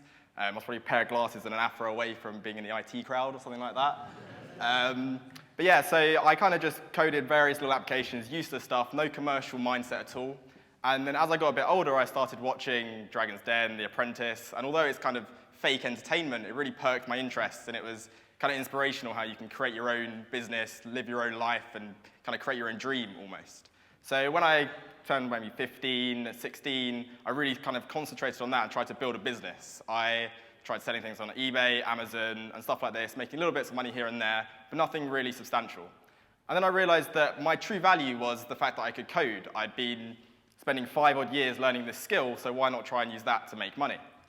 So I tried to set up various applications online, web apps that I could sell to people.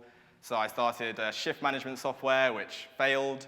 I started an online quiz game thing that failed. I started many things that failed. But during one of those failures, I came across this small niche in that I needed a piece of data to build this application that I couldn't find anywhere else. So I thought, why not just build this application? It's basically this piece of data called WhoIsData that when you register a domain name, you have to give the registrar your full name, your address, your phone number. And this kind of information is really useful to marketers, and they really want to get access to it in high volume. So the application I built basically allowed them to do that.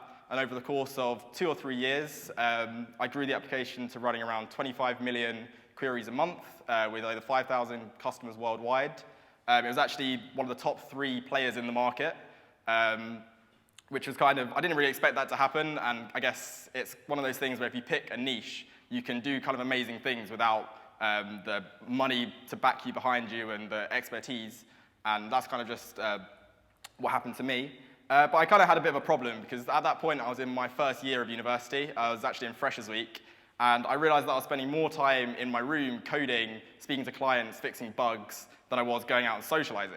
It's actually kind of a miracle that I have any friends today at all, because I barely met anyone in Freshers Week. But yeah, luckily I was approached by another computer science student at the time, and he said, I have another friend in Warwick named Tim, who was looking for a technical co-founder in this business, Fanbytes. So I said, yeah, I'll meet this guy, and it's a really good thing I did, because otherwise I wouldn't be standing here today talking to you.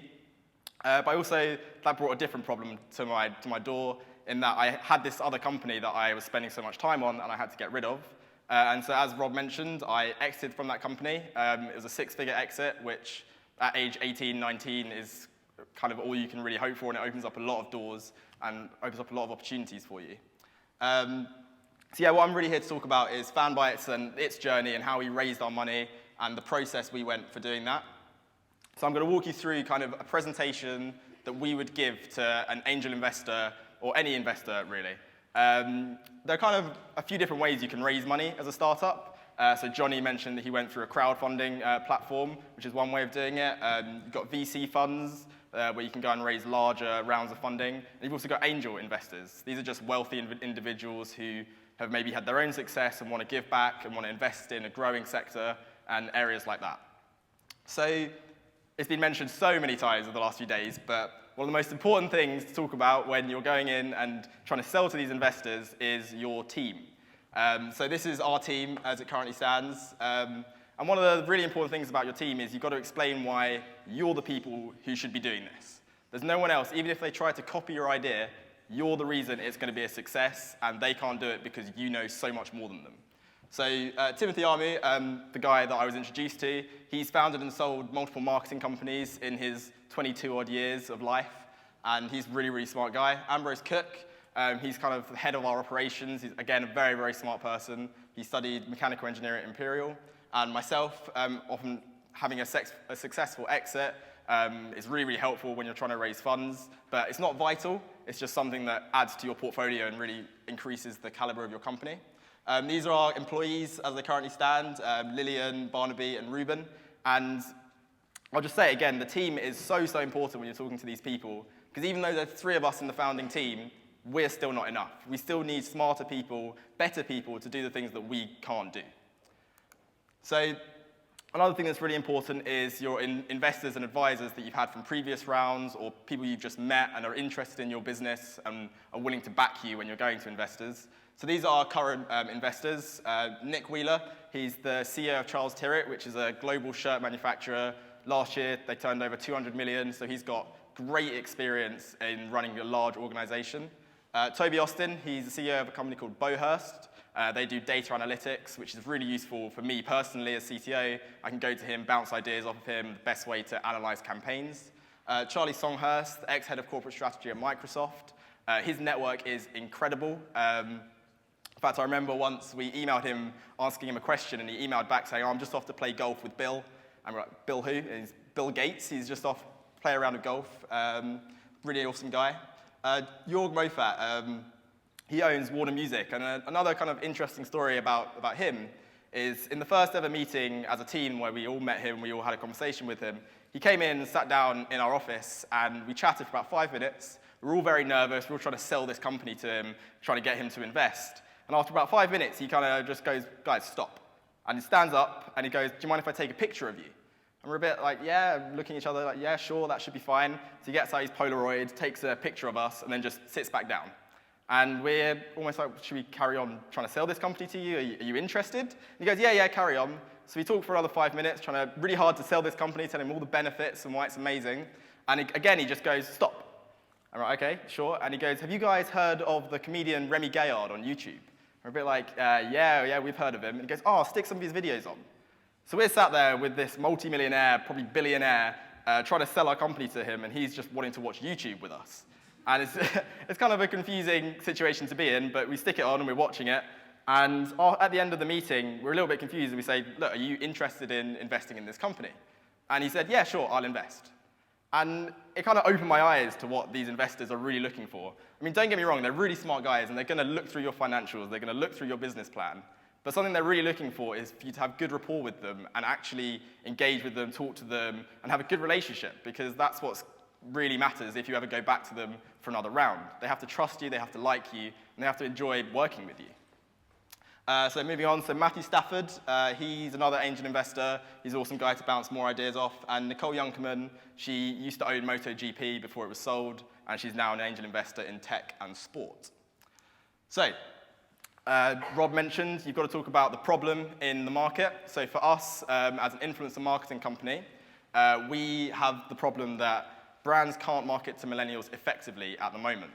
And previously, they would use banner ads, TV, magazines, radio, and none of it's really working. Millennials just aren't engaged on those platforms anymore. So what we do is we go to an investor, we say, what do you see when you look at this page? And they're always a little bit confused. They're like, oh, it's just an article about tech. And we're like, yeah, sure, that's exactly what I see, and that's exactly what all millennials see. But what a marketer wants you to see is this. And I personally never see this, because I've got ad blocker, and so does about 80% of the millennial population. So this marketing method is obviously broken, and it doesn't work. So we tell our investors that banner ads are dead, just to prove to them that this problem is real, it does exist, and then we offer them the solution. So as I said, we're an influencer marketing company. So we work with social influencers on YouTube, Instagram, Snapchat, like the guys you see up there, and we encourage them to create branded content around brands like Adidas, GoPro, and other consumer brands. We can show them some great traction that we've had already. So we've worked with Ronaldinho on selling these golden segways. You might remember they were kind of a craze about a year and a half ago, everyone riding around on campus on them. And we got some amazing traction on that. We got a couple of million views on YouTube, countless other million on Facebook when Sport Bible and Lad Bible picked it up. And this is all really cool stuff to show to an investor to prove to them that your product has meaning and it has a market, people do want it. So another really important thing is when you're, especially in tech, an investor knows that the market moves really, really quickly. And you need to prove to them that you're going to stay ahead of the market. Even if it does shift, because you're all smart guys, you're going to stay ahead of it. And in my particular sector, the movement is heading towards Snapchat. Everyone wants to market on Snapchat now. Everyone wants to spend money on Snapchat. So we have to show to our investors that we're ready for that change. We're ready to be there when it happens. Another way to show that your market has size is various studies that would have been carried out. So for us, there are studies on marketing, studies on influencer marketing, showing that the trends are heading up, showing that we're obviously on the curve at the moment, and we're kind of at the bottom. We're going to catch the ride all the way up. We're showing that Snapchat marketing's on the rise, and we're going to be there even before the spike happens. And all of this stuff really shows the investor that A, you know your market really, really well, and B, you're going to be there when the shifts are going to happen. Another thing that just shows that you've got some more traction is to go to them with some actual numbers of stuff that you've done on your own before you've even got money in. Something that proves that it's not just about raising money and trying to get a salary and trying to make money really, really quickly, because that's kind of the culture of startups at the moment. You go out, you try and raise a massive seed round, a massive Series A, without really proving your model. So anything that you can do to prove that your concept is real beforehand would be awesome. Again, we kind of went for a top-down approach just to prove that we were real, we're not just trying to raise money. We went for this approach where we go for these huge, big-ticket brands, such as the ones you see up there, and we can use those brands to then try and get these lower-tier brands on and also get investors in. Most of these campaigns, we actually probably made a loss, but that really wasn't the point for us. It was about proving traction and proving that our business model worked. So another way, in order to prove traction and show investors that you know your market and your thought leaders, is through PR. I think this is actually quite undervalued in a lot of startups at the moment. They head towards paid advertising like cost per click and Facebook ads and Google ads and such. But PR is really important just for building your brand image. Whether it leads to direct sales or not isn't really the factor. It shows that you're thought leaders in your market. And for us, we want to put ourselves across as millennials who are helping you market to other millennials, which is a really interesting story.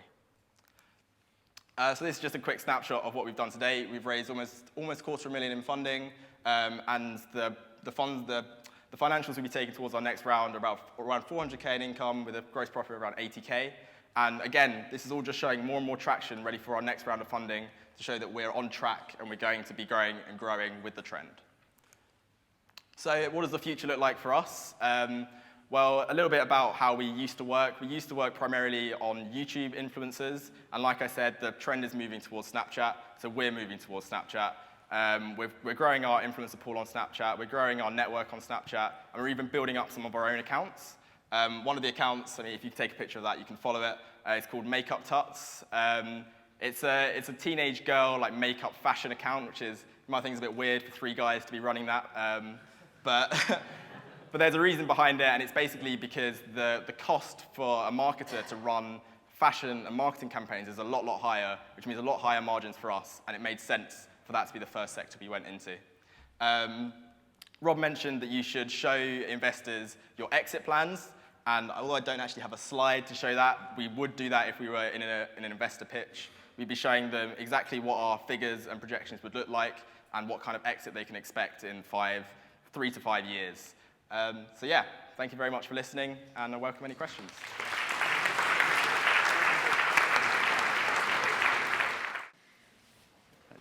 Oh, we've got one. Hi, just for Mitchell, I was just wondering how much time do you actually spend with your investors, and how do you manage your relationships with them? We're supposed to spend 1 hour a month with each investor and explain and go through our financials. In reality, it doesn't really happen. Normally, we just have a few email exchanges whenever we need something or whenever they have questions. I'd say at least once a week, we'll have an email with each investor, just catching up or chatting about something. Just one down here? Oh, sorry, one there, Terry, as well.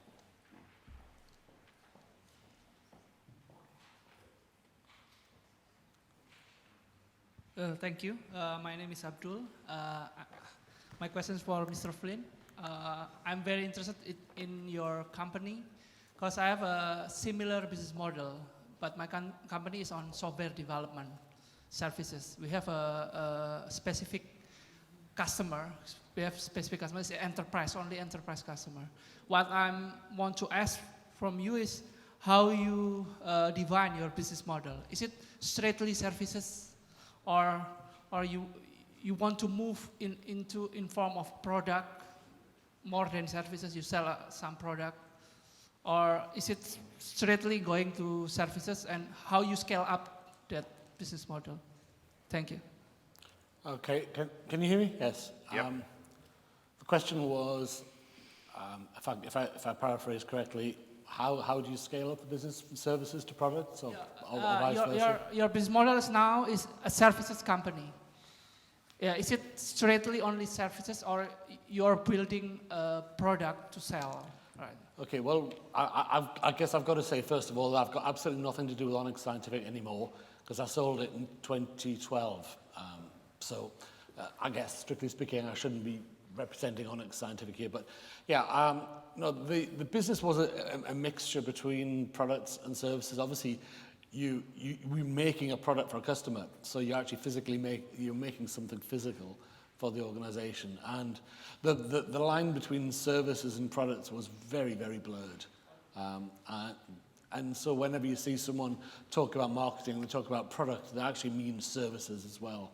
So basically, it's whatever your customer's willing to buy. And there was really very little distinction between products and services. I'm not sure if I've answered your question or not. How do you scale it up? How do you scale it up?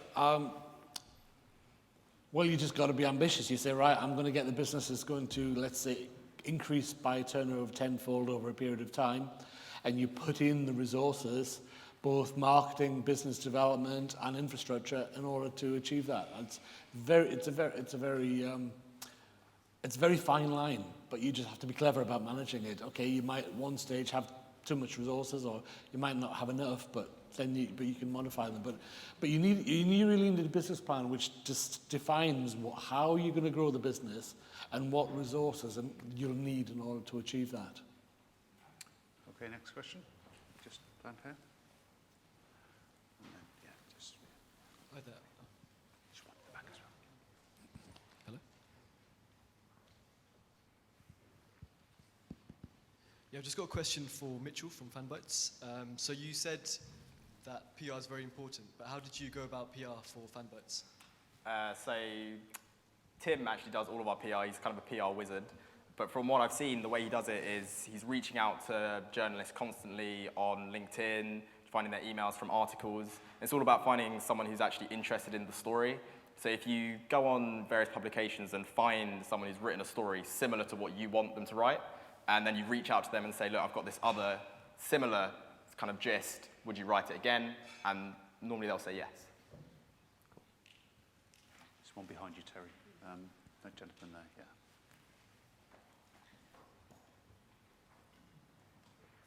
Hi, my name's Samir. My question is for Mitchell. On your investors and advisors slide, you've obviously got some very successful people on there. My question is, how did you get the first person on board?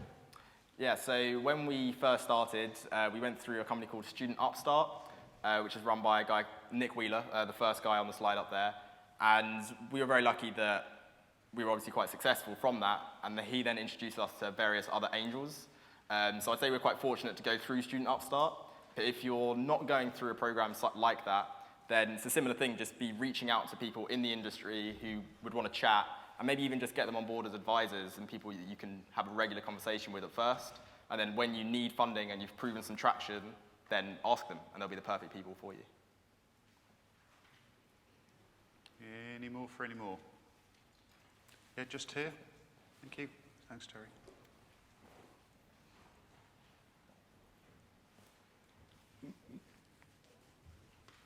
Hi, it's from Mitchell as well. So you mentioned before that it's important to stay ahead of the market, and also that you use Snapchat as a model, and other people in the industry also use it as a model.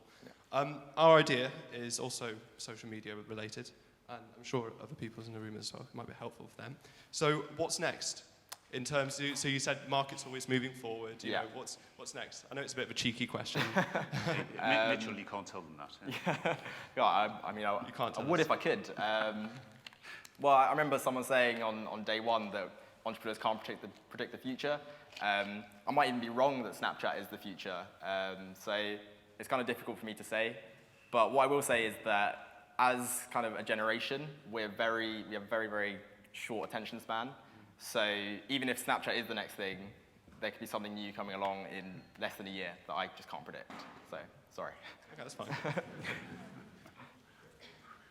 Sorry, Mitchell, can I ask you a question? Yeah, sure. I've been asked by a few guys about whether the flotation of Snapchat will be successful or not, because that's coming up. I have a view on it, which I'll share after I hear your answer. But do you think Snapchat will be successful? Well, I know we've already got a beer on this. Oh, we have. Sorry, we have. Yes, sorry. I'd forgotten about that. Yeah, I personally think it is going to be successful, simply because there hasn't been any other social media IPOs recently. There's quite a lot of hype around Snapchat and what they're doing. They've got quite a closed system, so the way that they're selling it is almost as if they have the vision and they're going to make it successful, come join them on the ride. So I think the way they're selling it and the timing that they've got it is going to make it successful, at least in the short term, not necessarily long term. Okay, I have an opposite view because I'm older. And my view is based on sort of prejudice, really, and that is that when Snapchat floats, the people who put money into that business won't have any votes. So there'll be an issue with a class of share that won't have any influence on the direction of the business, because those two guys who are 25 and 26, who are making £5 billion each, or dollars each, they don't need to listen to anybody. And I think as an investor, that isn't the right way to run a business. So it may well make money, and I will lose out. But I just think it's the right thing to do, because I think investors should have an influence in terms of the business and be sounding boards. So thank you. Michelle, another question for you. I want to ask you if you can elaborate more on your business model, because I didn't get from the slides. Sure. Yeah, so our business model, we actually recently went through a pivot, just like Jonny and probably every startup in this country. We are now trying to build up our own media network on Snapchat. So similar to how Lad Bible or BuzzFeed are building up their own accounts, we're doing that, but on Snapchat only. So that Makeup Tots account you saw at the end, that's kind of our first step towards doing that. And we've already been running campaigns with the likes of like L'Oreal and Tresemme to do branded campaigns on those accounts. So that's our model at the moment. Maybe a couple more questions? Yeah, a couple more questions? Are there any? Anybody? This is your chance to... Yeah, one at the back.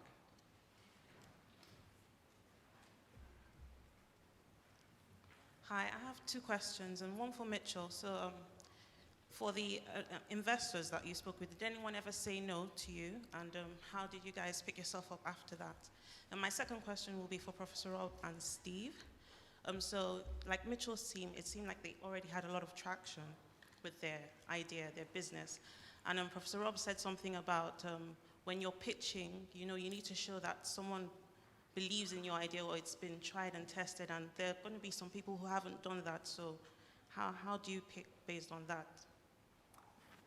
Yeah, sure. So the question was, has an investor ever said no to us, and how did we handle that?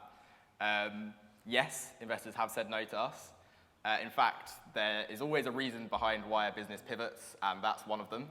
We went to our current round of investors and explained to them our model, which previously was on YouTube and was all around basically being a brokerage for brands and influencers. And although they liked the concept and they liked the market, they said, no, we can't invest because you've basically got no IP, you've got no value. So that's when we went back to the drawing board and came up with this Snapchat idea and being the owned network. And we then went back to the same investors and said, look, we're trying to build up this value and we're going to be doing it over time.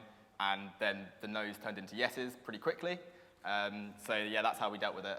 And just one thing about that, I would never be afraid to go back to an investor again and again and again until they say, stop coming back to me, please. Just because often they're just giving you advice. They're not outright saying no. In terms of somebody else believing in you, I had a couple of objectives. One was to explain what investors look for when you go out and raise, as Mitchell has, larger amounts of cash. A lot of you won't be at that stage now. And so the second part was to get you to pitch and get practice tomorrow in doing that. So it is better if you can have a champion who lends you credibility in investors' eyes for when you go and do it for a larger amount of money. So who could that be? That could be, you've managed to assemble a fantastic advisory board. So if you can do through connections, through business angels, very often people just take a shine to somebody. They see themselves 30 years younger when they were starting out in business, and you might just get lucky on somebody who has a really strong relationship with you. You might not have that now, but I would highly recommend you go and find that sort of person that you can bounce ideas off that's also credible with investors, because it will improve your chances of success. One final question? If you like, one final question. It's a question for you actually. As an investor, what do you feel about accelerators and incubators? Is that some sort of validation for young entrepreneurs to have gone through them before looking for an investment? That's an interesting question.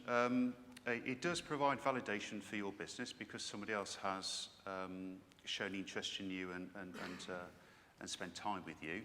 I think I'd just be a little bit cautious, because what these people do is they give you time and effort and a very small amount of money in exchange for a program of 12 weeks or 10 weeks. And you've just got to be a little bit careful that what you get in return is worth the equity you have to give away.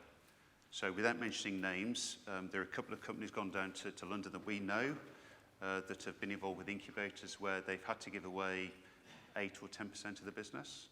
And that's fine if you get real value for that, but a relatively small amount of money has gone into those businesses, and it's largely in-kind effort.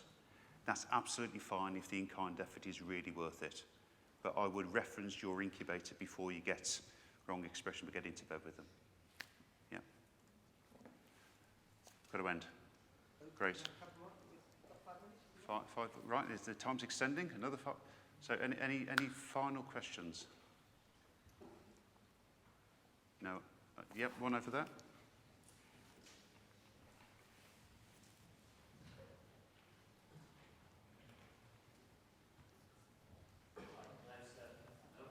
I'm Simon.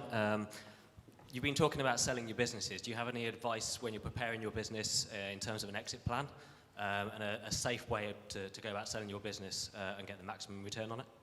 Is that for me or? Either of you. You both Okay. I mean, one thing I didn't mention in the business plan was that you need to have an exit. You need to have an exit strategy in order to demonstrate how any investors will realise their investments. So, in our case, it was fairly obvious that a number of companies in the sphere had sold themselves, or trade sales, sold themselves to other companies. So you give examples of the trade sale to other organisations. And if you can talk about the value, the prices that they were able to get by selling themselves to other organisations. It's very often difficult to find that information, but it's quite a useful pointer for then you defining what the value of your business is. There are lots of ways of exiting. You can bring in some funds. You can do management buyouts, management buy-ins. You can do trade sales. You can float the business on a stock market, AIM stock market, for example. But they have to be credible, but they have to be real. And when I started Onyx Scientific in 2000, I started with the avowed intention of selling it, and making money for my pension.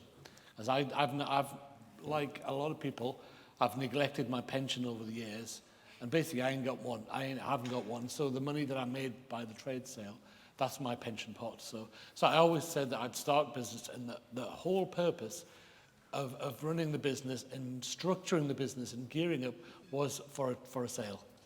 So you've got to be very clear about that, and there's no problem at all about that. Thank you. Does that answer your question? Yeah, I think so. I mean, in terms of finding, yourself, you've sold your business for 6 figures. It's quite a dedicated market. I take it that you sold it. Yeah. How did you find that right person to? Right, yeah. So obviously I was wanting to sell. They weren't looking for me. So I reached out to every single one of my competitors that I could find, and I said, look, who wants it? And luckily, 2 of them got into a bit of a bidding war over it, and the price just kept racking up.